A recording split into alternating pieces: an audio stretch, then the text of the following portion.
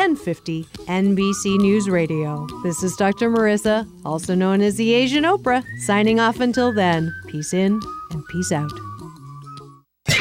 Other talk stations use words like savage. Sounds brutal. Hey, it's all good. Your superstation. AM 1050. News Talk KCAA.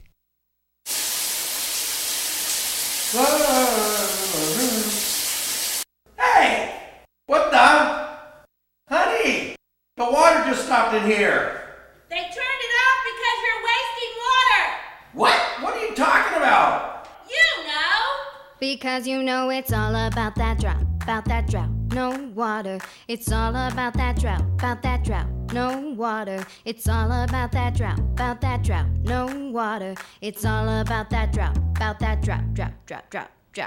Yeah, it's pretty clear, we're really short on blue. It's time to save it, like we're supposed to do.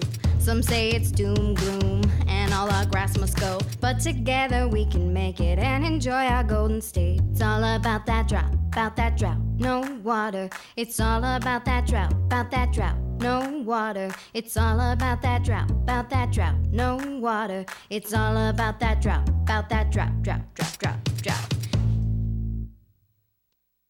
Water Zone Show. I appreciate you listening in today and hope everybody's having a good day. Waiting for my partner to show up, Mr. Barron, and he's on his way. I believe he's stuck in traffic, but we'll go ahead and wing the show here.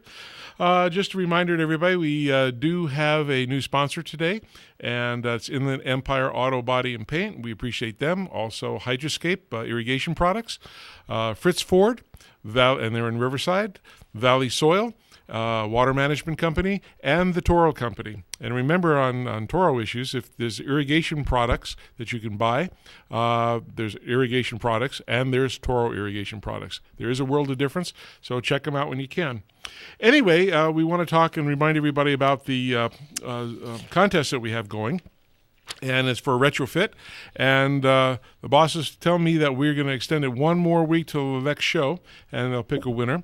And the idea is, if you have a lawn that you want to keep and the irrigation system doesn't look good, go to a website, www.toro.com/waterzone. And what you do is send in a picture of your front or back lawn that looks terrible, but you do want to keep it. And write us a note of 300 words or less, and we'll be able to take a look at it and see what we can do as a judge on it, and we'll pick a winner. And the good thing about it is it's professionally installed and professionally designed, and it all uses good parts, and you're going to like that. And actually, Mike just showed up, but I have to give him a proper introduction. So, ladies and gentlemen, guys and gals, I'd like to present to you His Humble Highness of Hydrology, Mr. Mike Barron. Hey, Rob, thanks. You know, it's always very weird. It's fun to see how you're going to introduce me. You know, that kind of is a good, neat thing to be expecting. So, hey, it's great to be here. I'm really excited because it rained. Yes, it did. Just a few days ago. And in July. So is the drought over? No, but is it going to allow us to keep our sprinklers off and have a nice green lawn? Yes. And we even know that a lawn that turns brown can go dormant. And when the rains come again, which we know, what is the name of that weather phenomenon that is now over 90%? El Nino. El Nino. That's right. So when that comes... Are they from El Monte? No. But, this El Nino phenomenon is something that has happened in the past, will happen in the future, and it's really quite interesting to see that it may very well bring rains to Southern California this fall and winter, but it's not clear whether there's going to be that snowpack that we need so desperately in the Sierras, in the northern Sierras in Northern California, because there's machines that make snow. Yes, but you know what it takes? You know one of the ingredients that's required for a snowmaker to make snow? Yes. It's water. Yes. So, I always thought if we could just create instant water. Artificial water. Then our troubles would be over. There's artificial soft drinks, artificial sugar. So Write that down. We'll get a patent for that. So any of you chemists out there, definitely keep that in mind. Okay. Well, today we got a good show coming. We're waiting for a phone call from a famous marine artist named Wyland from Hawaii. He'll be calling in. We also have a local irrigation and landscape designer named Ian Davison. And we have another guest, Ralph Petroff, who will be coming in and talking about a new gray water recycling system for homes, which is really interesting. And it's supposed to recycle your gray water in your house. It purifies it, and you can use it for irrigation or back flushing toilets again. So might be something to save water. You know, like I said before in this show, the number of entrepreneurial, creative individuals that are trying to provide some relief during this drought is just amazing. And whether it's landscapers who are installing new high-efficiency sprinklers and nozzles, smart controllers, or perhaps taking turf out where it's really not getting used that much. You know, maybe narrow planting areas that are very difficult to irrigate efficiently. You know, there is really a lot of work going on because I believe that more than before in past droughts, we've got a lot of engagement with people that want to do their part to save water because they know that this is extreme emergency. Our reservoirs are low, no snowpack, and we all want to do something to help us get through this. And with the expectation of this El Nino phenomenon, you know, if we can get through the next few months, next 2 to 3 months, we get maybe 1 or 2 more rains in between there, we can make it through. I'm really looking forward to seeing. But will they lower the price of water? Well, you know, I haven't calculated the inflation-adjusted real price of water, you know, but I doubt it. And that's because the water agencies are faced with very high fixed costs, right? They have infrastructure that they have to support, that they have to maintain, big processing plants, purifying plants. Think of the miles of pipe that are under our streets that have to be retrofitted. Yeah, or fixed or replaced. I mean, you know as well as anyone, because of your past dealings with Marcy Edwards, that LA Department of Water and Power faces a big challenge that they're addressing in terms of preventing water main line breaks because, you know, that's like a lot of flushing of toilets when those things break. Thousands of miles of pipe, 85 to 100 years old. And that's a big problem and needs to be addressed. Now, you mentioned something about the price of water. This is a very interesting piece of information. Yesterday, the California State Supreme Court ruled against the California State in their request to depublish the Supreme Court, the appeals court decision. The Capistrano. Yeah, for San Juan Capistrano. And depublish means that the court case could not be used as legal precedent in other cases. Well, the state Supreme Court said, we understand your request, State of California, but we're not going to rule in your favor. We're going to let the case stand as is, and other plaintiffs can use it as evidence or as legal support for their case. And of course, do you happen to know where the second case against tiered rates is happening? Marin County.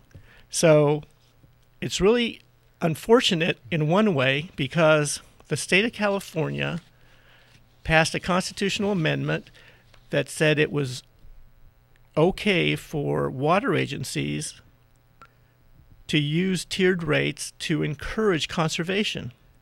So now this court case says, wait a second, you can use tiered rates, but you better be able to document very clearly that the cost of delivering that water can be used to justify the tiered rate. So if you can't justify those, in other words, if you are actually increasing your revenues beyond your expenses, then you can't do that. Well, might be interesting to find out how many other water agencies that have implemented budget-based tiered rates or tiered rates in general, how are they going to react to this? Yep. And will other lawsuits come up? So it really is kind of a tug of war. There'll be more lawsuits. So, I think it's a plot. Most politicians are what? Politicians. Well, yeah. But what are they trained in school to be? Like lawyers? Lawyers, right. And so now you have a group of lawyers doing what? Passing laws that have to be interpreted by lawyers. So I think it's kind of like a secure investment, kind of like future. Not that we're saying anything negative about lawyers. We all enjoy lawyers. We all benefit from lawyers, and we appreciate the whole legal industry. But just saying that this is now a case where there's two laws that go at basically in opposite directions. One is let's encourage conservation through tiered rate pricing, and the other side is saying let's make sure that the price of water reflects the true cost, not more, not less. So we'll see what happens with that. Yep. Hey, I'm sure you get people coming up to you and tell you they listen to the show, which is a good thing. Yes, and we had a winner last week of somebody who called in and they got a free gift certificate for dinner, so we appreciate that. And there was one person who came up to me the other day. I was surprised, and not because I look for fans, because we don't want. I mean, we have as many fans, in our families. Yeah, my grandkids, you're a grandkid. Yeah. No, but I just want to say thank you to this one person, if I can. I can Absolutely. I can say her whole name. Maybe just her first name. Well, nobody knows who she. Only a few people would know who she is. So. Well, you can say her first name, and then you can say where she's from. Okay. I want to thank Melinda from the Toro Company. She stopped me in the hallway the other day and told me she enjoyed every single show she's been listening to, and I appreciate from that. That was unsolicited, and it made me feel well. So, Melinda, if you're listening, cool. Thank you very much. We appreciate, Mike and I really appreciate that. Anyway, we have a guest. We're going to switch the order up a little bit because we haven't got a phone call yet from Hawaii. He's probably out surfing. I'm sure it's beautiful there. It's 3 hours difference. But we have a gentleman, Ian Davison from IDLA, and the firm is a Southern California landscape architectural firm. It combines art and science to create spaces that inspire interaction with natural surroundings. And I've worked with him on some projects around Riverside, and I want to welcome Ian to the show. Ian? Well, I'm glad to be here. I wish I was in Hawaii, but glad to be here with you today and be a part of this talk show and talking about landscape and water use and how we can do a better job of that. Yeah, I was wondering. This is the fourth year of the drought, and I'm just wondering if you've noticed any change in terms of customer requests that you can explain because of the drought getting more intense. Is that something that is reflected in kind of the discussions you have with customers? Yeah, it has. I mean, it's been an accelerating kind of thing as this drought has dragged on and worsened. The majority of the response that we have to, the things we have to respond to are really more agency-driven, where the agencies, metropolitan water agencies and others, their customers need to start to reduce the amount of water. And so the projects that I'm involved with, there's a need to meet those new requirements. So that it's really more agency-driven, but there's a great deal of interest from the customers and a great deal of concern. Yeah. Do they ever act surprised when you do a rendition of what the landscape is going to look like around their site in terms of maybe anticipating more turf or more greenery than maybe what is kind of designated because of these regulations or the model water efficient landscape ordinance? Right. Well, I think that there's certainly a a desire to use less turf and really no turf. And I try to educate people that turf is not this really bad thing. You know, I mean, I think that there's a use for turf and a need for turf to use as an accent material, modify the environment, cool the environment, place you can let your dog out, place you can play ball with your kid. And so there is some useful aspects of turf, but a lot of people are very against the use of any turf.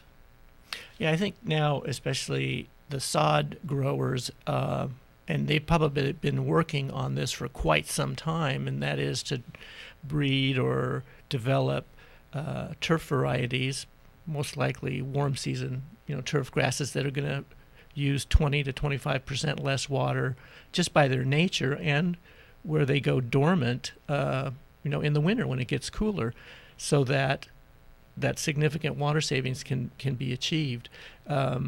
Is that something that's come on the horizon yet for the design firms? Well, certainly, it is, but it's more of a reduction in the amount of turf being used and allowed. There's some very strict criteria, as you're aware, and the people that are taking these projects on to have their front yards redone to try to address the drought, are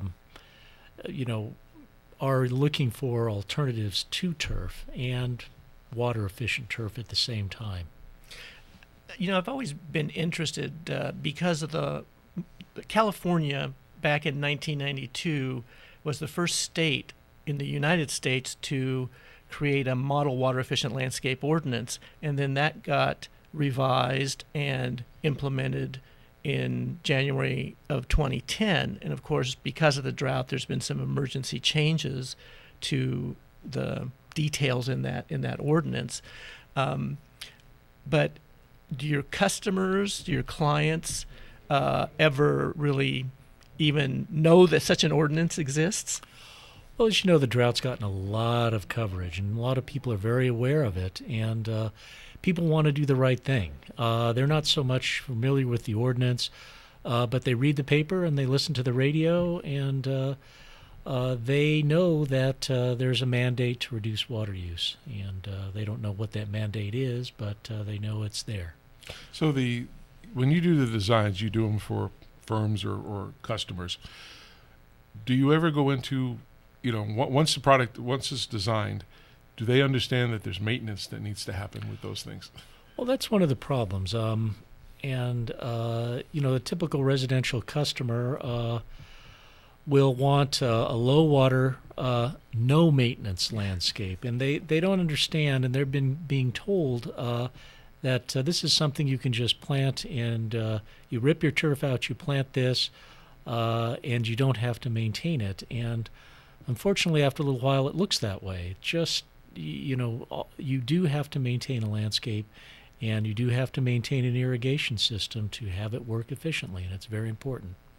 And you find most of the people hire, I'll use the term mow and blow guys versus the real contractors. The real big firms, they charge a lot of money. They have more knowledge, obviously. Right. But most people want to get the job done as quick as possible and as economical as possible, I guess is the right word to use. And most of those people, at least in my experience that I've hired, they come in, they want it to look nice for you. If they turn on more water because to keep it green, they're happy with that because they think you're going to be happy with it. But then I see bills every month for, gee, this was broken. Oh, by the way, this was broken. Oh, by the way, this was broken. And then they change the controller settings because they think it needs to be done. Most of them, I shouldn't say most, a lot of them don't understand how to program a smart controller, and really what does a smart controller do. If they don't see it raining and they think the controller should be working on a Monday, but maybe it doesn't need water until Tuesday, they say, hey, it's not working, I'll go out and readjust the thing and turn it on and off. Do you see a lot of that? We do, so. Yeah, I see, and it concerns me of people hiring, retaining the guy that is mowing their yard to take the turf out and put in something, that doesn't need water and doesn't need maintenance. And again, I mean, they don't understand the irrigation system and how to install it and how to fine-tune it so it works correctly. They're not given plans to do that because no one's doing a plan for them. They're going to the nursery and picking out one of these and one of those and throwing them in the ground. Because it looks nice, they don't know. Yeah, there's functional aspects to everything. You know, each plant material has a different characteristic and a different look, and it's worrisome. These are not people that understand the look and feel of a mature neighborhood and the architecture. They don't understand the mature landscape and trees that you'll find in an existing landscape, in an existing neighborhood, and they'll come in and put some plants in, and those plants do not relate at all to the look of the home and the feel of the home and the neighborhood. And it's very apparent when you drive down the street. It's very jarring to see something that just doesn't belong there and wasn't done right, and it lowers the property values.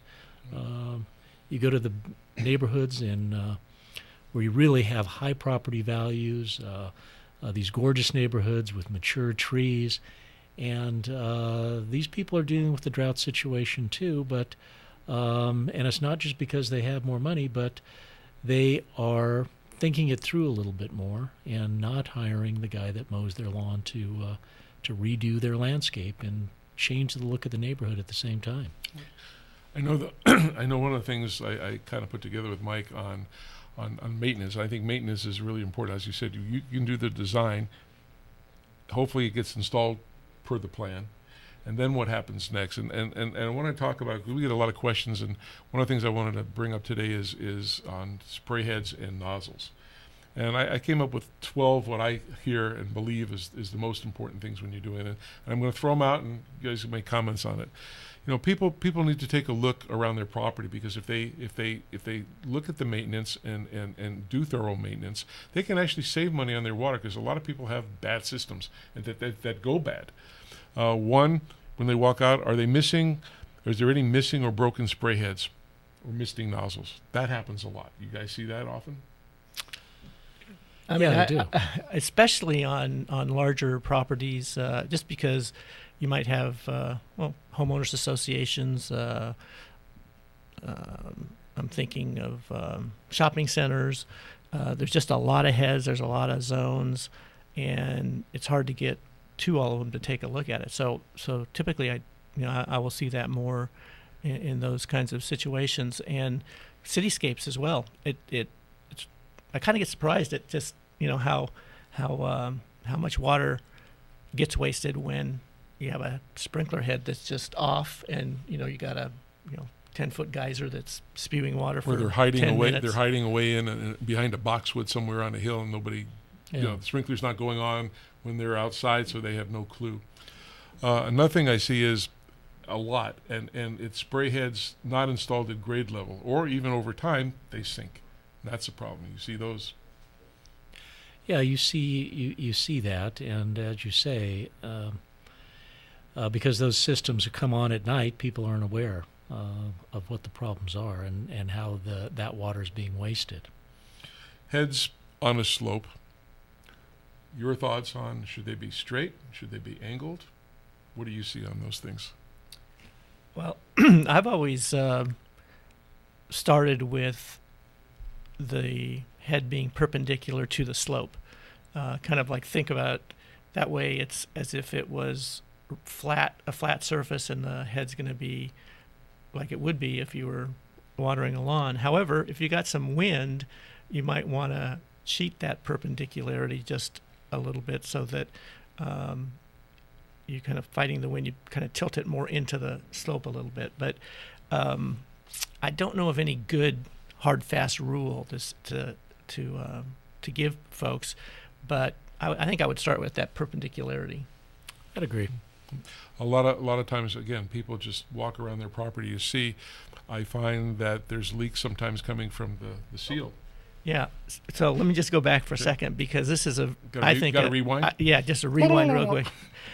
And on slopes, typically they're either spray heads, conventional spray heads, or single stream rotors.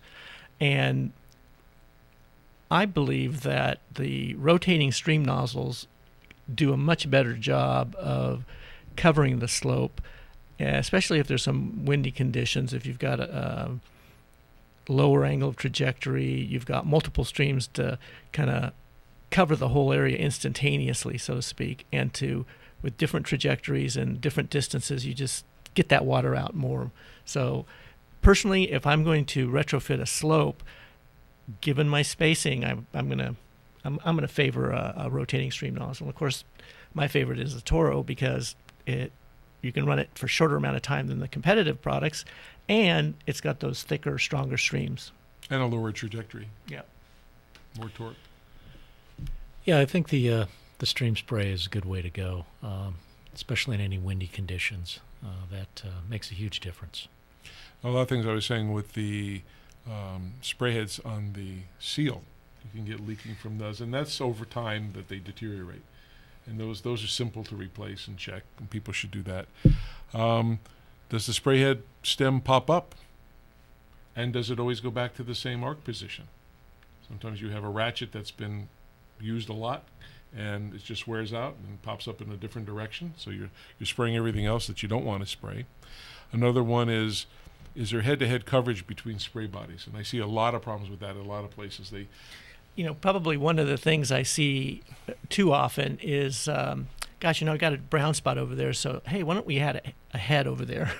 And then, oh, now the brown spot's over there, let's add another head, and not realizing that every time you add another sprinkler, your flow demand is increasing, and the hydraulics of the system are such that your overall operating pressure starts to decline, and now your 15-foot radius spray nozzle is only throwing 13 feet.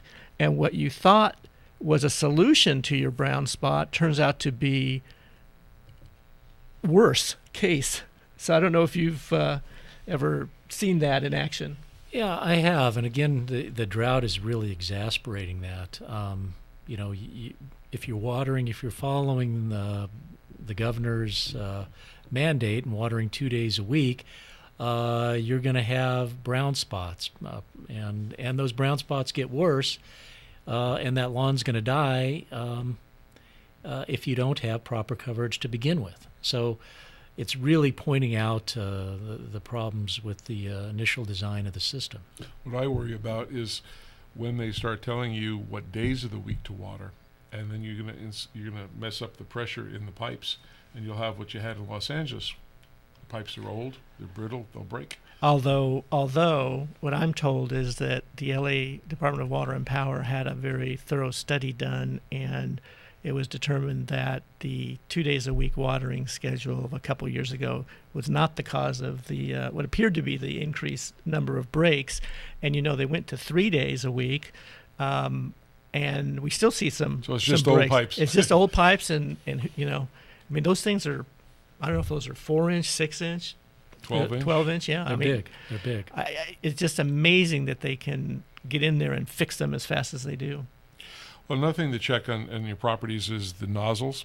Do they show any misdirection or block spray patterns? That's a big thing to see. Yeah, I think in general it's if there was one tip that every homeowner could take, it would be turn on each of your zones for a couple minutes and look and see what you've got. And if you see none of these problems that Rob has identified, then congratulations, you have a well-maintained sprinkler system.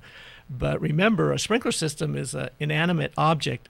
Once it's installed, it doesn't change. But of course, your landscape does grow, it does change, and of course, maintenance equipment does have the effect of sometimes damaging certain parts of the sprinkler system. So just looking and seeing how your sprinklers are working, like you said, do they pop up completely? Are they throwing water where they're supposed to? Or are they throwing water on the driveway or out in the street? Remember, the new regulations from the state of California says we are not to allow water to run off our property and into the gutter. and into the storm drain system. So that's another thing to be on the lookout. If that runoff starts occurring in just 5 minutes, then that ought to be your maximum runtime, at least for a consistent watering. Do repeat cycles. Right. Also, I think one of the two big issues is obviously pressure. And then the second thing that I see a lot of people really don't understand is low head drainage. And you want to comment on that, Ian? Yeah, I mean, if you're if all the water in your system is draining to the lowest head, the head that's lowest in elevation, it's creating problems. You're losing that water, and you're creating a mushy spot that's not conducive to plant growth. Nice mosquito nest, or nice home for a mosquito, right? Yeah, it's a problem. It's a problem. So it's an easily remedied problem. Yes. Any last comments that you would have to people who use irrigation and design? I would say, what advice would you give people for the value of professional advice and professional design when it comes to changing that landscape to reduce water consumption? Well, I'd like to encourage them to use a professional. I understand that that's not always cost effective to have somebody come in and draw a proper irrigation plan and then kind of look over the contractor's shoulders as he's installing it.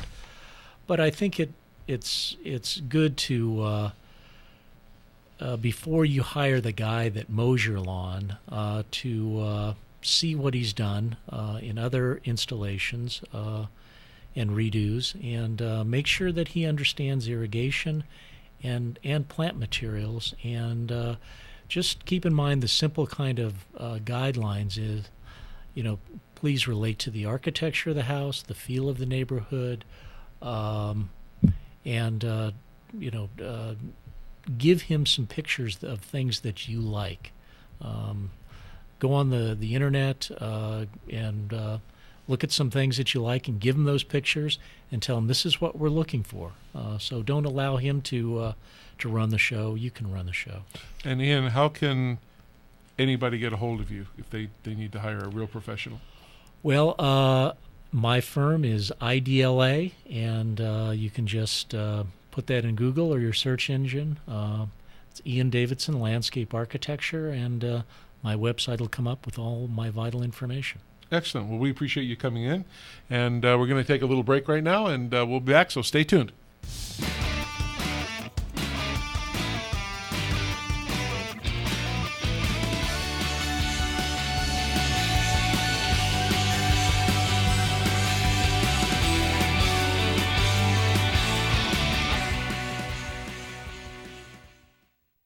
Here's a look at the KCAA Community Calendar. You can win tickets to the Junior University Musical Theater presentation of The Jungle Book. Just listen to KCAA all day long and get ready to win. Are you looking for adventurous entertainment for the whole family? Then join Junior University for a musical theater experience that is unmatched under the stars at Roosevelt Bowl in Paris Hill Park. This year, it's Mugwai and the Adventures in the Heart of the Jungle, as Junior University presents William R. Dixon's adaptation of The Jungle Book. Show dates are July 17th through August 1st. Starting time is 8:15 p.m. General admission is just $10 for adults, and children 12 years old and younger are just $5. Two parents and all their children under 18 years can purchase a family ticket at the box office for just $25, and you can save 20% on a family ticket if you print it out at home by going to junioruniversity.org. Listen to KCAA and win tickets to The Jungle Book. And that's a look at the KCAA Community Calendar. I'm Mark Westwood. Are you looking for the right place to purchase your landscaping items? Well, come see us at Hydroscape. Hydroscape offers a large selection of irrigation products including Irritrol and Toro, such as their efficient precision nozzles. For 40 years, Hydroscape has been family-owned and operated, serving Southern California. With 17 locations, our knowledgeable and experienced staff is equipped to help you with all your irrigation, landscape, and outdoor living projects. Whether you're installing irrigation systems, wanting to maintain a healthy landscape, or simply create a beautiful lit space for outdoor entertaining, Hydroscape is the place to go.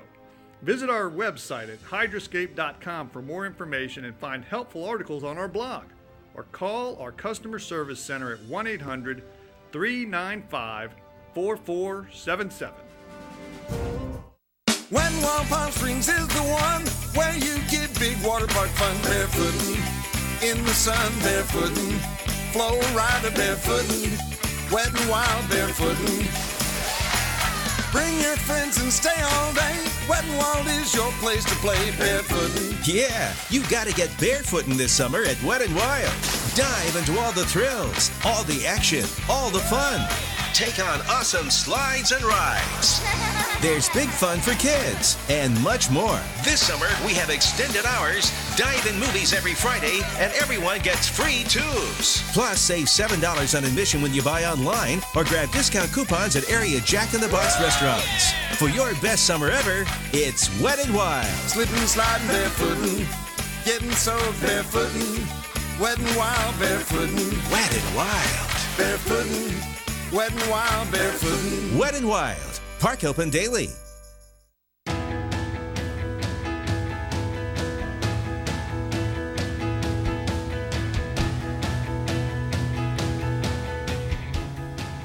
Welcome back to the Water Zone with Mike and Rob, and hope everybody's having a great day and learned a little about something here on irrigation.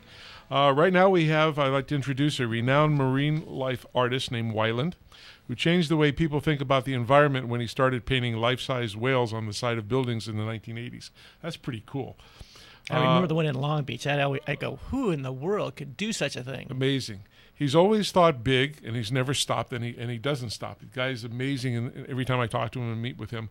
And the Wyland name has become so synonymous with the new generation of awareness about environmental conversation. He's the official artist for the United States Olympic team. He's done recognized by the world's most prestigious organizations, such as the United Nations, Guinness Book of Records for the whales that he paints. And they're not live. He paints them on buildings just to make sure everybody understands that. Maybe he got close enough to a whale to do that. But International Scuba Diving Hall of Fame and the famous Explorers Club. So we want to welcome Wyland. Hey, Rob. Hi, guys. Aloha. Sorry I'm late. Oh, my God. It must be on Hawaii time. Are you surfing? Is that the problem? No, it's a long, crazy story, but, I'm glad to be on the radio with you guys and talk conservation. And, water is, as you well know with Toro, is the source of all life on the planet, not only for, the whales, the plants, and the forest, but for us. And, every drop counts. And so proud to talk to you, Rob, about, the water crisis in California, and actually Florida's having one right now, and it's actually global, and really need to get out in front of it. And the Wyland Foundation and our partners like Toro and Toyota and all of us are really concerned that if we don't take action today, to ensure that we have clean water and healthy oceans, we're going to be in worse trouble than we can imagine. I mean, without water, really, there's nothing. No, absolutely. I think we've really learned just how it touches so, if not all, parts of our life and, daily lives. But the thing I get really impressed with is your learning center and how it approaches the kids. Maybe you could share with us kind of what inspired that approach to teaching about the environment and the importance of water. Oh, sure, guys. Yeah. Well, the reality is that, with the economy and everything, they, started gutting, field trips out of schools, field trips that we used to have that were awesome, that really shaped your life. And, getting out in nature, because, maybe the school's going to get sued or they don't have the money for the buses. So the Wyland Foundation and Toro and Toyota just decided, hey, we're going to put more into the school. So we invested in this mobile learning experience that actually goes around all 50 states, Mexico, Canada, and really it's a classroom. Really, it's an ocean kind of classroom where we bring the ocean into the schools and into the underserved communities. Wow. And we inspire kids to be water wise. They enter. There's a theater in there. They enter as a drop of water, and you got Tony Hawk on that in the film too. Yeah, Tony Hawk's in there. He was gracious enough to talk about how the plastic and the pollution that we create here on land finds its way into the waterways and create havoc for hundreds of years. So Sylvia Earle's in there. Anyway, with art and science, it's usually one or the other, but the Wyland Foundation, understands that they're connected. And we have a way to, tell a creative story. And the best thing of all, though, is to see the hands-on, different things in the learning experience for the kids. They get to see how water moves, how animals that disappear in plants affect others. And as we learn things, we try to share that information in a creative way. And it cost me, I think, $750,000. Everybody thought I was nuts, like over 10 years ago when we launched it. But I think it's the best investment that anybody can make, to inspire kids to be ambassadors for the planet. There's no better investment. Well, one of the programs that you do that we're also involved with you is the National Mayor's Challenge for Water Conservation. Can you tell us and the listeners a little about that? Yeah, this was a record year for the National Mayor's Challenge for Water Conservation, and we had 4 cities and communities in Southern California that won the National Water Challenge, and one in Colorado. And Toyota gave us a Prius to give away, and Toro gave us a lot of different irrigation things. And God, it was a spectacular. It just keeps getting better. But what we're trying to do is inspire, people throughout America to take 1 minute really and learn how they can conserve and protect water, in their home, at work, in their communities. And it really adds up. It adds it up for you. Rob, it actually does all the work for you. You just say, I could probably do that. And it totals the amount of water you're saving, but not only are you saving water, you're saving energy, you're saving money, you're saving the planet, and it's empowering. Well, you had, 3,600 cities participate in that across the country? Yeah, we're just getting started, really. I think it's going to take an entire century, an entire century to try to get people to really understand that water is so critical to all life, and we kind of take it for granted. We go to the faucet, we turn it, we've got water, but what we don't understand, we have a limited resource, and we can certainly, all of us, do a better job on, ensuring that we have clean water and that we protect it for us and future generations. It's really an amazing thing to learn about. If there's magic on the planet, it's found in water. Yeah. Well, maybe the silver lining in this drought is that it really has accelerated learning and awareness. And I know the state of California in the month of May actually reduced its urban residential water consumption by 28.9%, which was a record high. So, people, I think, are getting the message. And we have, your programs and your support certainly to thank for being part of that process. And every journey starts with the first step, and your vision. Sure, that's the hardest step to take. I'll tell you, though, with all you guys and all of us trying to reach out to through the mayors and people across the nation, it's having a really positive impact. And once people kind of get it and they see how easy it is to do certain things, to change habits. It really is an amazing thing to see firsthand, and the feedback is really positive and good, and I think it was so simple that nobody really thought of it, to simply inspire people to make a water pledge. Go to mywaterpledge.com, and like I said, it only takes a minute, and information is power, and I truly believe that the kids are going to really be our focus now going forward, of trying to inspire them to encourage their parents to be conservators of water and energy. And it's really grassroots, and it's really gotten a lot of support from the EPA and people around the nation. I know the mayors are stoked. Well, we appreciate that, and everybody go to the mywaterpledge.com. We got to go ahead and take a break. Wyland, I appreciate you calling in, and have fun out there in Hawaii for us. Okay. And for callers that call in, the first caller that calls in, we have a gift from the Wyland Foundation. It's a book called 100 Wailing Walls, and it's excellent, 332 pages, I believe, and I have one, and the beautiful pictures of all the walls that you painted across the world. So, Wyland, thank you very much for calling in, and have a safe trip back. Okay, love you guys, love Toro, and keep doing what you're doing, man. We're getting there. You too. Thank you so much. Okay, aloha. Okay. All right, now let's take a little break. We'll be back in a second, and stick around.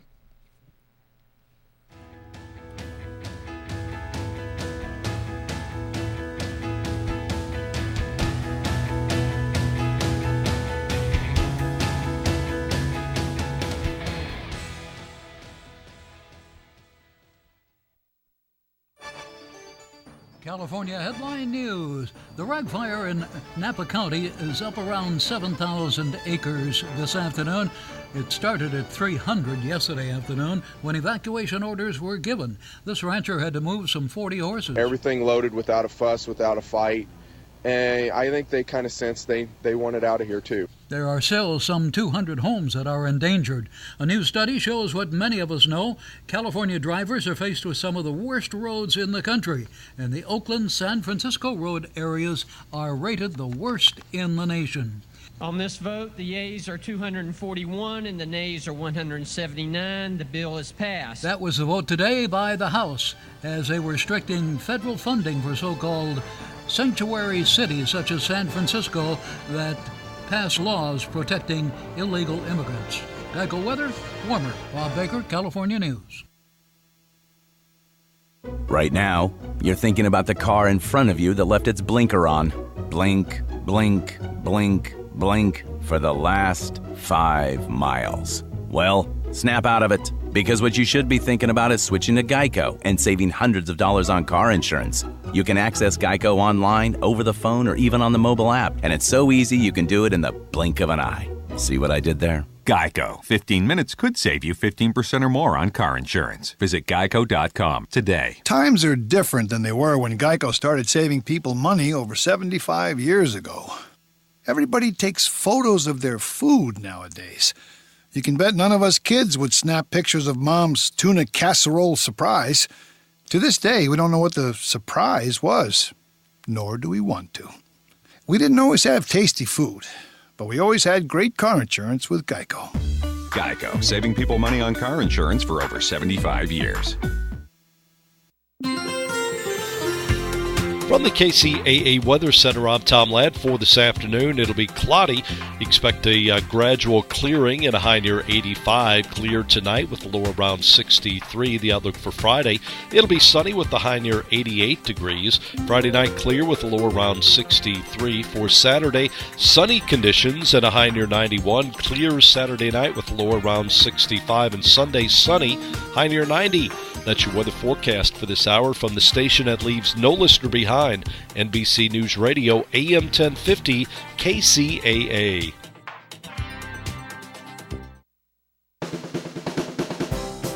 Were you involved in an auto accident?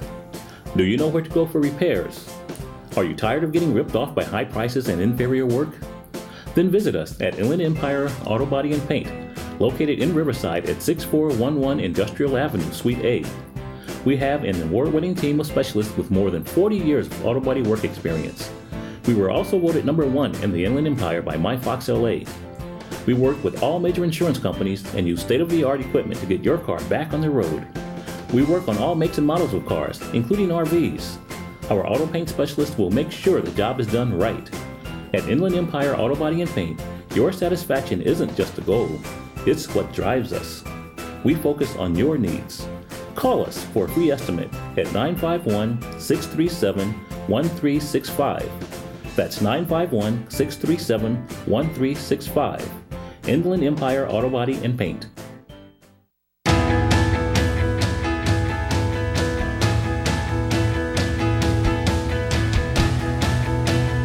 Welcome back, Southern California, the Water Zone with Mike and Rob. And I'd like to introduce a gentleman who's the chairman of a company called Nexus E-Water. His name is Ralph Petroff, and he's a longtime water technology guy. And his first startup in his family basement grew to a global company with operations in 12 countries. So, Ralph, welcome to the show. Oh, thanks very much, Rob.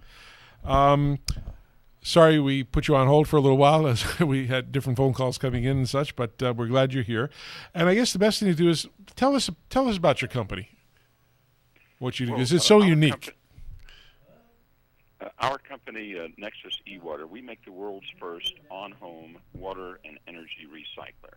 We're an Australian company that had its roots in dealing with the Millennium Drought and we've just relocated here to the U.S., to Southern California. Wow. So you got experience during that decade-long drought in Australia, and that's kind of where the idea for your company, for your products came from? Yes, that's exactly right, because when the millennium drought hit in the year 2000, Australia has about a 10-year head start on California in terms of dealing with drought. And there are a lot of good lessons learned there. And one of the things the Australians did were very smart about is they said, let's look at on-site water reuse. There's an old saying in water conservation that the best water to conserve is the water you already have. So if you have water that you're using on-site that's not that dirty, if you clean it up, you can use it a second time. And so many of the early on-site water reuse pioneers were, out of necessity, Australian. Interesting. Well, let me ask you this. I've heard the term gray water. Now, you use a recycling system. Can you share with us is there a difference between those two terms when it comes to your product? Yes. Well, when you think about water recycling, most people think about these massive multi-billion-dollar plants that recycle sewage, and that flow ends up in your purple pipe. And they put it on golf courses, and you can notice it because many times it has a faint whiff to it. A distinct sort of rotten egg smell. Yeah. And that is centralized recycling. Okay. And what we are doing is decentralized on-site recycling. If you think about it, a good metaphor is with solar. For 125 years, there were centralized power generation plants.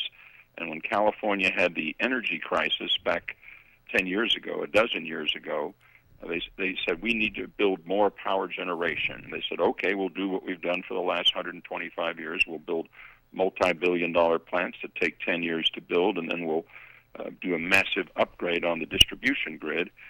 But people looked at that and said, there's got to be a better way. We don't have the money, we don't have the time, and it's going to be an enormous disruption to upgrade the grid.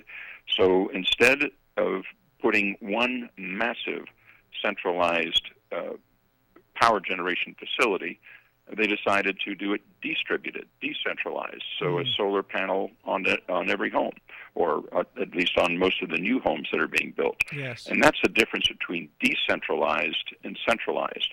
Now, in the case of water, the water that we're taking and recycling on-site water reuse is your home's gray water. And the gray water is, think of it as the soapy water in your home.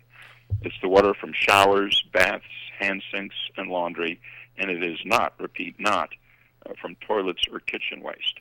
And most of the water in your home, about 2/3 of it, sometimes 3/4 of it, is this soapy gray water. So it's a huge source of relatively clean water, and it's found in every home in massive quantities. Well, and if there's a way of cleaning that up, you can use it a second time. So your system is something that would go in at the building phase of a home as opposed to a retrofit that, let's say, I go, I really like what you're talking about. I want to reuse all of my soapy water, but I can't. Would I be able to get your system for a retrofit? Well, Mike, yes. I think solar, again, is a useful analogy. The least expensive time to put solar on your home is when you are constructing it. And you can do a solar retrofit, but it's more expensive. And probably about half of the homes in California would be relatively easy to retrofit.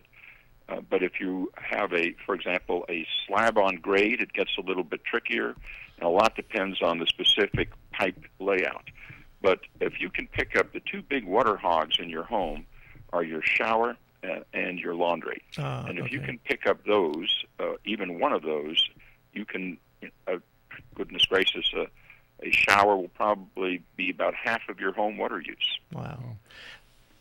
We're unfortunately, I don't want to cut you off here, but we're running short on time. And what we're going to do is I can give you a call back, and we can set up another time for you to come in. I want to explore with you on the KB Homes project that you're doing with in San Diego and how that's working. So I'm going to call you back right after this, and we can square that away. Yeah, because we want to ask you more questions. So apologize for that. Thank you for listening in, and join us next week on the Autos. Yeah. But the website that they can go to learn about. What's your website?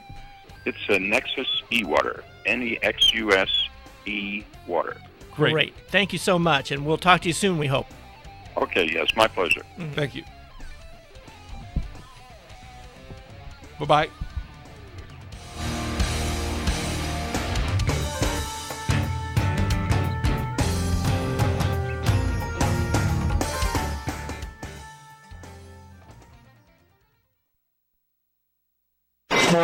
You're on board KCAA's Inland Talk Express.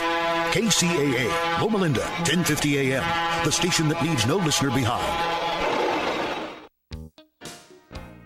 Consider this your invitation to sell. At buysellmakeoffer.com, you can sell as much as you want for the next 60 days without paying any fees whatsoever. Sound incredible? It is, and it's true. Buysellmakeoffer.com is the new exciting way to sell